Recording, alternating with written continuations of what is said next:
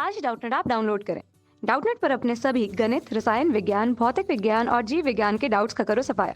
बस प्रश्न की फोटो खींचो, एक ही प्रश्न को क्रॉप करो और तुरंत वीडियो सोल्यूशन पाओ। अभी डाउनलोड करें। हेलो दोस्तों, क्वेश्चन दे रखा है कि एक वस्तु जो रेखीय वेग भी कोणीय वेग एंगुलर वेलोसिटी ओमेगा से आर त्रिज्या वाले वृत्ताकार पथ पर चलती है। ठीक है, तो इसके लिए हमें बताना है।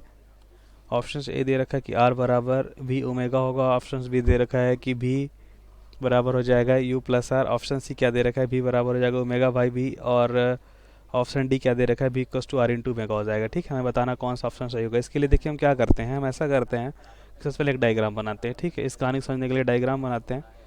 अब देखते हैं कि माना कि कोई वस्तु, ठीक है, आर त्रिज्या का में वृत्ति कर रही है। ठीक है, आर त्रिज्या मानते हैं कि केंद्र बिंदु से आर दूरी पे इसकी त्रिज्या होगी इस वृत्त की, और ये कोई वस्तु है। ठीक है, उसकी प्रारंभिक स्थिति क्या मानते हैं, हम ए मानते हैं। ठीक है, और यह डायग्राम, ये आर हम कुछ इस तरह देखे नीचे लिख रहे हैं, इसको आर है। ठीक है, अब देखते हैं क्या होता है। हम देखते हैं कि यह जो है वस्तु ए से बी बिंदु पे आती है। ठीक है, अब बिंदु ए से बी बिंदु, अगर माने कि ए पे बोल सकते हैं कि इसका समय क्या है, जीरो है प्रारंभ में। ठीक है, इसको हम इस तरह से अगर लिखें कि ए में प्रारंभ समय क्या है, जीरो है। ठीक है, और उसके बाद टी समय लगता है यहाँ पहुँचने में। ठीक है, तो क्या होता है, देखिए कितना कोण से घूम जाएगी। अगर हम देखें, यह प्रारंभ में कोण कितना था, प्रारंभ में कोण जीरो था। ठीक है, यहाँ से अगर कोण देखें प्रारंभ में थीटा वन जीरो लिख सकते हैं, थीटा टू क्या हो जाएगा, थीटा हो जाएगा। ठीक है, थीटा टू बराबर थीटा, मतलब कह सकते हैं कि जीरो कोण से थीटा कोण में घूम जाता है। ठीक है, समय जीरो था और वह कितने टाइम तक हो जाता है, टी टाइम तक थीटा कोण में घूम जाता है। ठीक है, अच्छा, तो हम देखें अगर यह चाप बहुत छोटा हो, अगर हम देखें कह सकते हैं कि चाप होगा ए से बी, क्या होता है, चाप होता है। अगर यह चाप बहुत छोटा हो तो कह सकते हैं कि यह एक रेखा की तरह दिखेगा हमें। ठीक है, ए से बी के जो बिंदु है एक रेखा की तरह दिखेगा। कब यह बहुत छोटा हो, तो हम कह सकते हैं कि यह, इसकी जो हम बोल सकते हैं रेखीय दूरी क्या होगी, एस होगी। ठीक है, अब हम देखते हैं कि एक रिलेशन हम जानते हैं क्या, चाप बराबर क्या होता है। देखिए हम यह जानते हैं कि, अच्छा, कोण बराबर हम जानते हैं क्या होता है। देखिए कोण बराबर हम बात करते हैं, कोण बराबर सब जानते हैं। कोण बराबर होता है चाप बटा त्रिज्या। ठीक है, तो कोण बराबर क्या होता है, चाप बटा त्रिज्या, चाप बटा त्रिज्या होता है। यह बात हम अच्छे से जानते हैं कि कोण बराबर होता है चाप बटा त्रिज्या। ठीक है, यह एक फार्मूला हमें पता है। अच्छा, अब हम देखते हैं कि कोण कितना हो गया है, कोण थीटा है इस टाइम पे। ठीक है, डायग्राम से देख रहे हैं चाप कितना, देखिए कोण तो थीटा है। ठीक, चाप कितना दिखा रखा है, एस दिखा रखा है। ठीक है, त्रिज्या कितनी है, त्रिज्या आर है। ठीक है, अच्छा, यहाँ पर हम कह सकते हैं कि यह जो कोण है, अगर जीरो से, अगर देखिए इस तरह हम कह सकते हैं कि कोण कहाँ से, जीरो से थीटा के बीच बना है। ठीक है, अगर हम बोलें कि डेल थीटा क्या लिखा जा सकता है, देखिए डेल थीटा क्या होता है, ये कहलाता है अंतिम कोण माइनस प्रारंभिक कोण। ठीक है, तो अंतिम कोण क्या है, अंतिम कोण है थीटा, प्रारंभिक कोण है जीरो, तो थीटा को क्या लिखा जा सकता है, डी थीटा लिखा जा सकता है।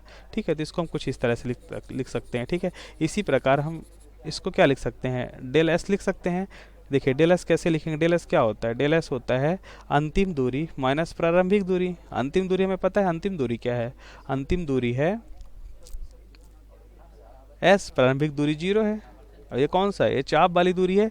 यहाँ पास एस जीरो था और यहाँ पास एस हो जाता है। ठीक है, तो यहाँ पास क्या हो जाएगा, डेल एस एस के बराबर हो जाएगा। ठीक है, तो हम ये लिख सकते हैं, तो इसके स्थान पे क्या लिख सकते हैं, देखिए डी थीटा डी एस। ठीक है, और एक चीज़ और देखिए, क्या, इसको हम कुछ अगर इस तरह पहले लिखें, देखिए इसको हम इस तरह से लिख देते हैं अगर, कि डी एस बराबर हो जाएगा डी थीटा इंटू आर। अब क्या देखते हैं, अगर यह जो डी एस है और डी थीटा है, यह किस टाइम में हुआ है, छोटेस्ट टाइम में। वो टाइम कितना है, इसको भी हम डी थीटा को डेल टी लिख सकते हैं। कैसे, डेल टी क्या होता है, अंतिम टाइम माइनस प्रारंभिक टाइम। अंतिम टाइम में पता है क्या है, टी है, प्रारंभिक समय जीरो है, तो डेल टी लिख सकते हैं, बिल्कुल लिख सकते हैं। ठीक है, तो हम देखिए इसको भी लिखते हैं। ठीक है, तो हम क्या देखते हैं, हम दोनों साइड क्या करते हैं, डेल टी से भाग देते हैं। क्या करते हैं, डेल टी से हम दोनों साइड भाग देते हैं। ठीक है, तो हम जानते हैं कि ये क्या है, यह रेखीय दूरी है, और रेखीय दूरी में परिवर्तन जो होता है, ठीक है, समय के साथ रेखीय दूरी की दर जो होती है, रेखीय दूरी में परिवर्तन की जो दर होती है वह क्या होती है, वेग होती है, हम यह बात जानते हैं। इसी प्रकार हम जानते हैं कि कोणीय विस्थापन में परिवर्तन की दर, ठीक है, वो क्या कहलाती है, क्या कहलाती है, कोणीय वेग कहलाती है, या रेखीय वेग कहलाती है। क्या कहलाती है, रेखीय वेग, और यह क्या कहलाती है, कोणीय वेग। ठीक है, क्या कहलाती है, कोणीय वेग। देखिए यहाँ से हम लिख सकते हैं, क्या लिख सकते हैं, देखिए यहाँ से हम लिखेंगे, इसे क्या लिखेंगे, रेखीय वेग भी, और इसे क्या लिखेंगे हम, कोणीय वेग ओमेगा और आर।